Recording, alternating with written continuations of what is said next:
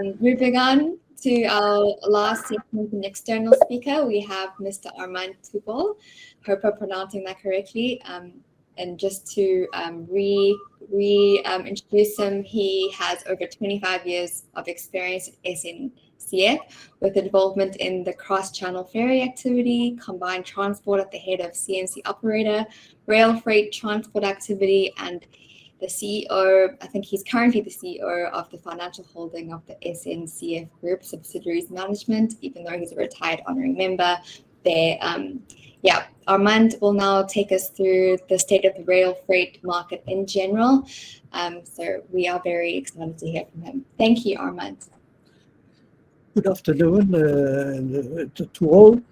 First of all, I think that you have my slides because it will be difficult for me to share them. So if you can display them, I would thank you very much. Sure.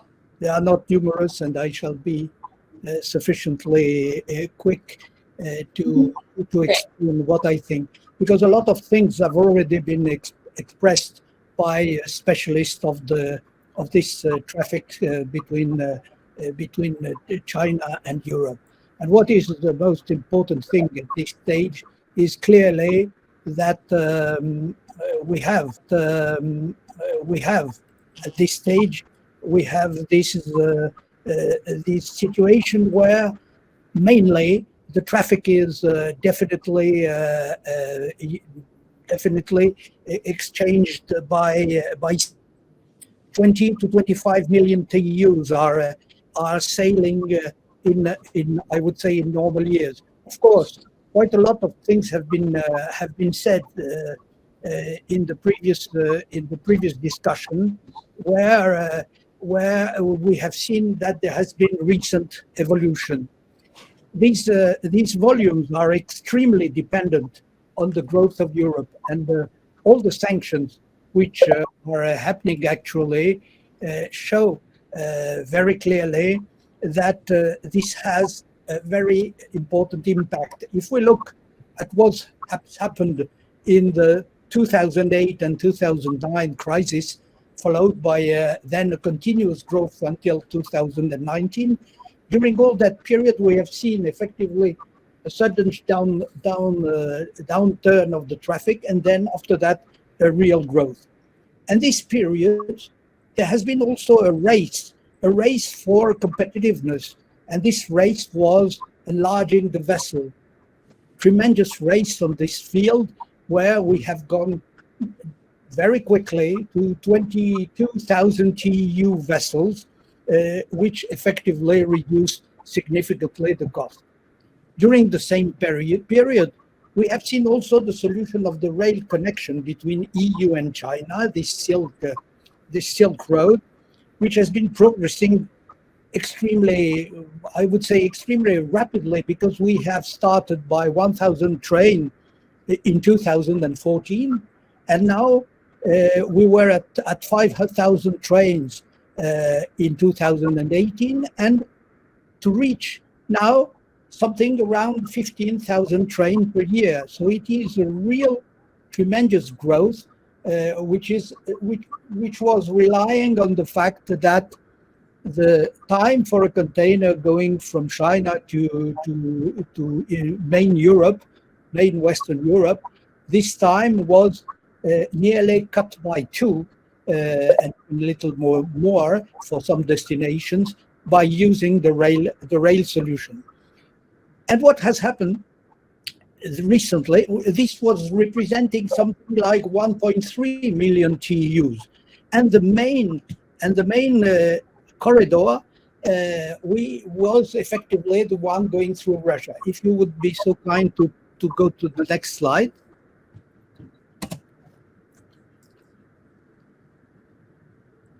Yes, it is very interesting when you look at the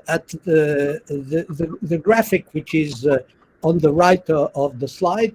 You can see that there has been a regular growth, which was very interesting, and suddenly a very strong surge of the traffic, which was effectively very important in 2019.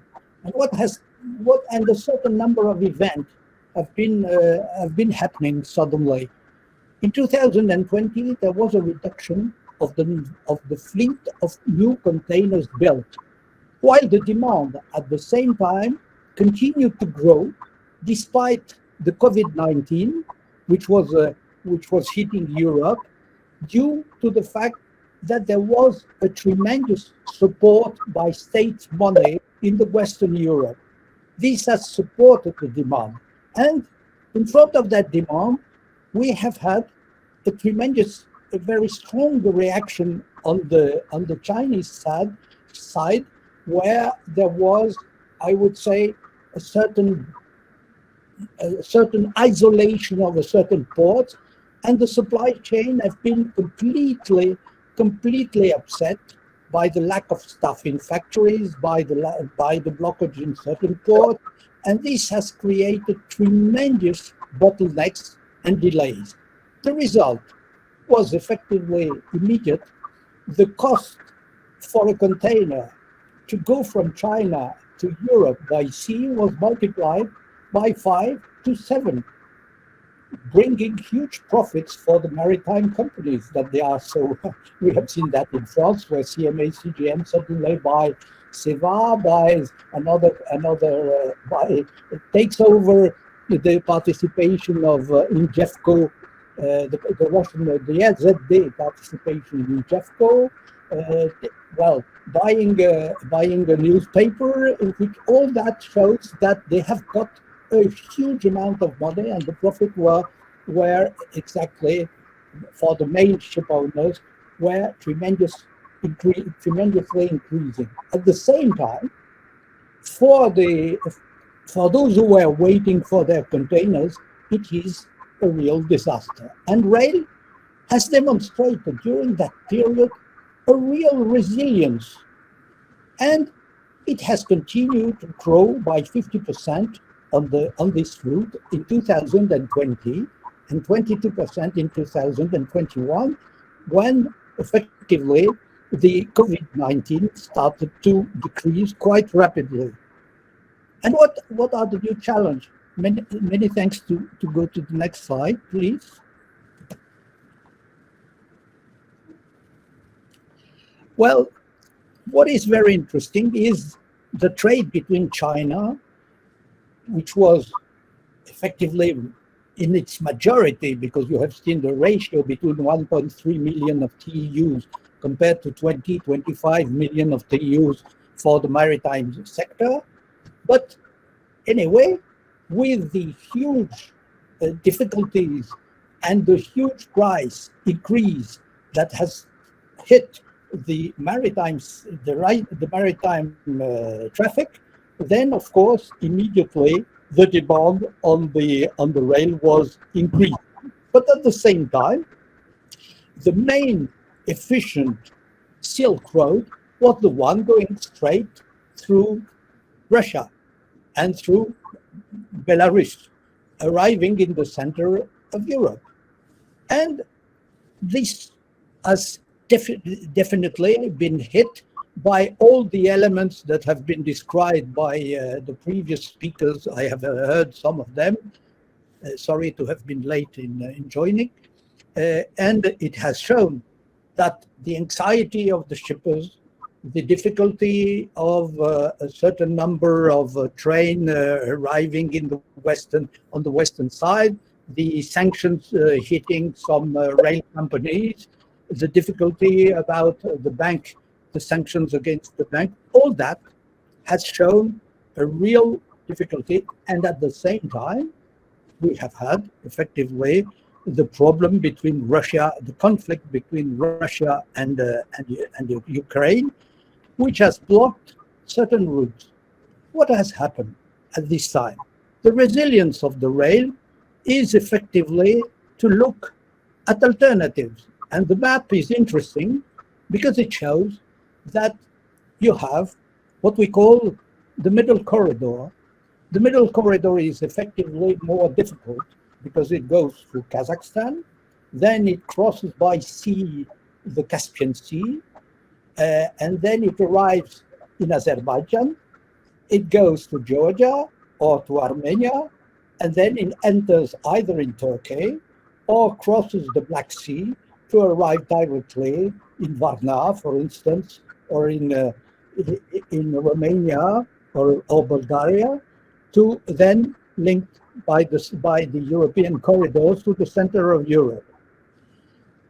This solution is more complex, definitely.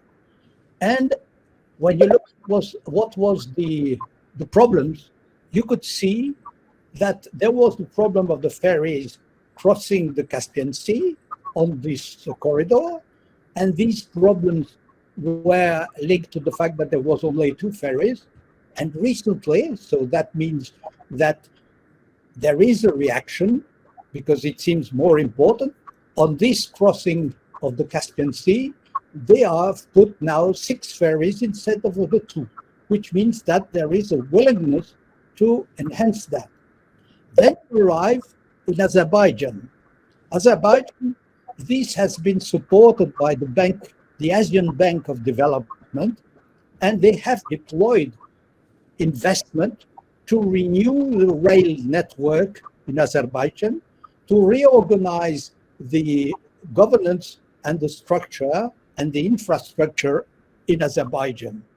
And now it is the French Development Bank, who is now agency, it's not a bank, agency, that is now interested in developing the end of the Caucasian corridor, enabling to go to the Black Sea by the port of Poti, for instance, or the new port that they intend to develop on the Black Sea, because Poti is limited in capacity, or the connection through Armenia to link the network of Turkey at once, and then going to Istanbul, and then by the new bridge built 2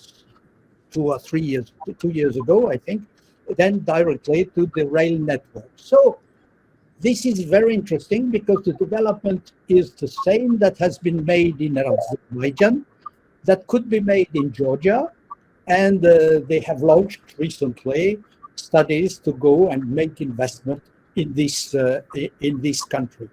And this is very interesting, because we will have here a much powerful rail link between effectively the maritime through Caspian. Effectively, you can avoid the Caspian Sea by going and linking through Iran to the Turkish network. So there is, and you avoid also the Black Sea in that condition, which you can avoid also by the solution, by crossing the Caspian Sea, and finally going through Armenia directly from Tbilisi to the Turkish network. So what we can see is that the rail solution is trying to find alternative to the main Silk Road that was going through Russia. There is now a big challenge, effectively, in terms of capacity. But I think that even if we look at the fact they have multiplied considerably the ferry capacity on the Caspian Sea, it needs probably still more effort. So it's interesting that there is a show of the resilience through this Caspian corridor. Let us go to the next slide, please. Yes, and I think we'll have to wrap up in about 1 or 2 minutes. Yeah, and we are arriving nearly to the end, because I put only a few slides as requested. The question is the prices of the sea routes. Will they remain high with the surge of oil price, which may lead to something that we have known in the past, which was the slow steaming, which reduced the throughputs in contradiction with what is expected with the economic growth, which means that we may still have, even if the peace come back, a surge of the price, the remaining of the high price. Road price are suffering in the same way of the oil price. Rail will benefit of its sustainability, which is an important factor that a certain number of shippers are considering as very important. And this is, I would say, something that we have to keep strongly in mind. And then what is very important is to develop the investment in interfaces, ports, border crossing, transfer at gauge interfaces. All that can be progressing, automatized, and progress in train efficiency may also happen, because even in Europe we have tested, I have tested by myself trains of 1.5 kilometers, which reduce the cost by 30%, which is an important point, and which is actually being